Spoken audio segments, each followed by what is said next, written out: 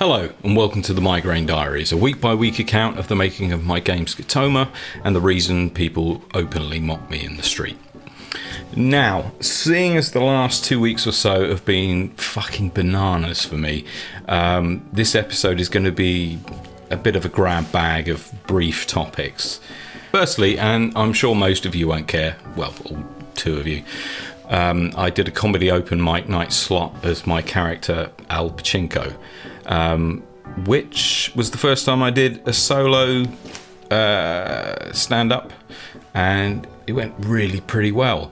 For those of you who don't know, Chinko is kind of a character satire on sort of early Let's Players, the kind of trench coat trilby wearing set, and I basically introduced a kind of a short film that I made, a short comedy film, which is kind of like a mockumentary that was, you know, at least within the conceit of it, was put together by his greatest fan as a tribute to him, where he edited together lots of different clips of Al streaming or doing video logs and stuff like that. And so it's by turns pretty unflattering, a little bit creepy, and is a kind of a dive into his strange little world. And the film itself is actually on my channel, so go and have a look. 10 minutes out of your time. So on to Scotoma. Once again, being back at the flowcharts again. Things are slowly getting more complex, and it's mainly been focusing on the kind of mini OS that you'll be using in the game when you log on to the PCs. I hope when all is said and done that it works properly when I give it to the programmer. The proof will be in the pudding.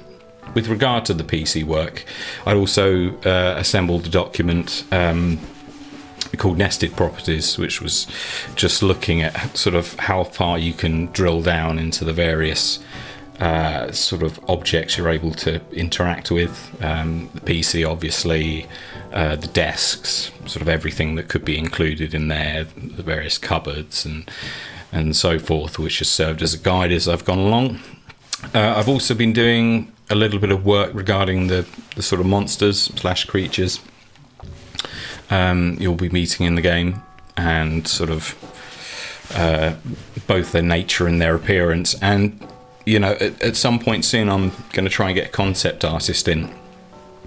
And as you might have seen from previous videos, I've got a long list of people whose work is very interesting to me and who I may well contact.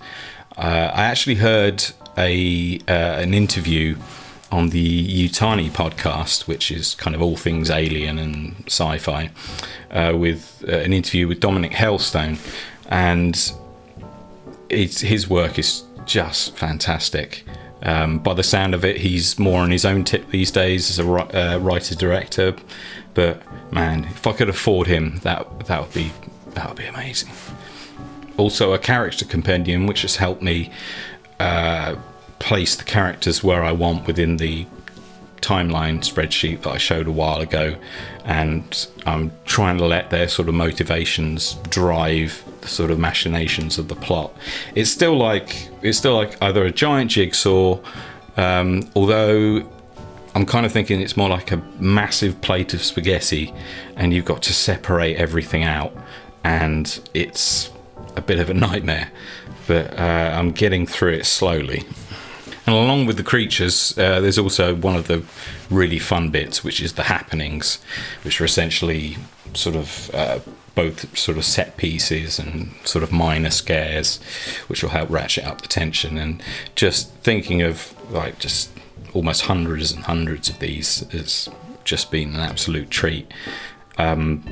There's so many things I've kind of stockpiled over the years, and new ideas I'm getting all the time, just to put things a little bit off center.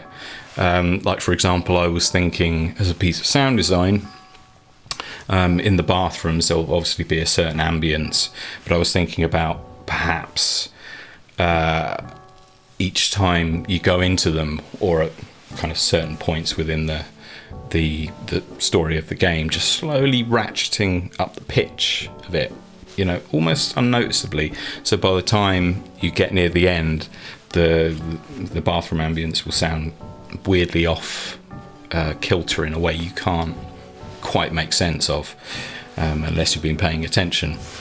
But yeah, I have some really strange and interesting ideas for the happenings.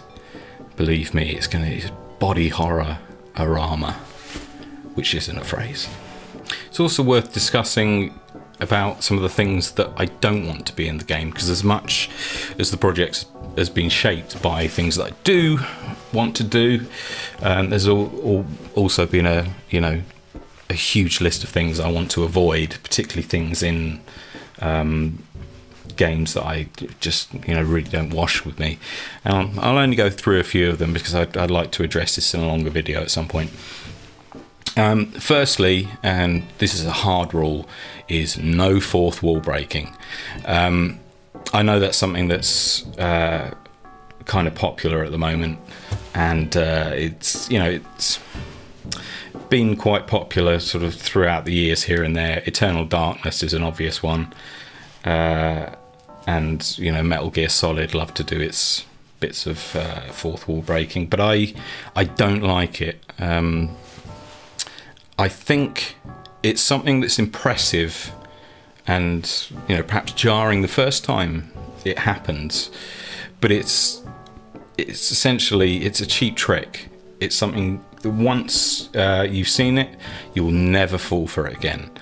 And while I understand, like say for Doki Doki Literature Club, people might have been really thrown off balance by it because the visual novel audience is relatively young. They might not have come across it before. I'm not blaming them for that. But yeah, it's something that yields diminishing returns. I think it harms immersion in the game, and I don't want anything to do with it. Another one is what I call pixel searching, particularly with point and click games. Certainly when they were kind of 2D, you'd end up just kind of moving the character around, just clicking and clicking and clicking to see if anything was interactable, and that was just kind of tedious. It certainly was a big problem with some of the LucasArts games, and a lot of lesser point and click titles.